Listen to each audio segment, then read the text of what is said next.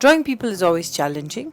You can either draw them in like block forms, so you can draw square or circles or rectangles and then create a form with it, or then you can use resources like Lisa Glan's character set, which gives you torso, legs, which I love using because it really speeds up my workflow.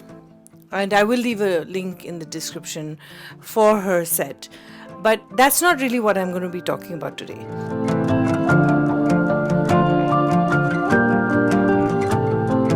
One of the things that I struggle with, and I've always struggled with, and I know that many women struggle with, is our own form. No human being can be limited to box or triangle.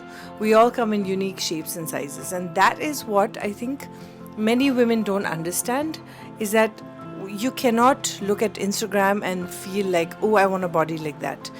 Because your body might be completely different. Putting your expectations in a way that are in sync with your body, like people have apple-shaped bodies or pear-shaped bodies, but other type of body shapes, like a thin person can, no matter how much they get body shamed, cannot be a fat person, and a fat person cannot be a thin person. And unless you go through something drastic and transform yourself, which is what weight loss is, which is what fitness. See, what I feel is, like when I was growing up, we grew up at the hills and we used to walk up to school every day, up mountains and down mountains.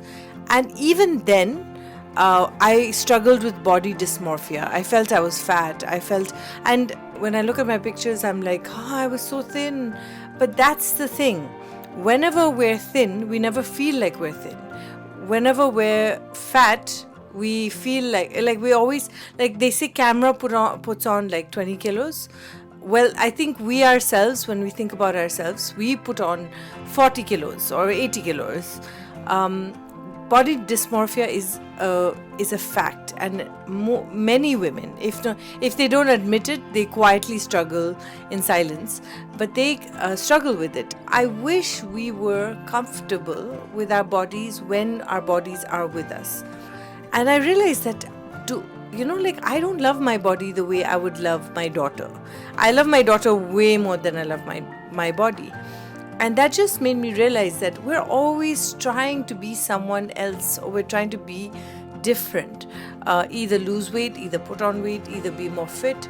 But the fact is that if you could look at yourself and accept yourself, like there was a very beautiful movie called Penelope, where she had to love herself and accept herself, and then her big nose would become a normal nose.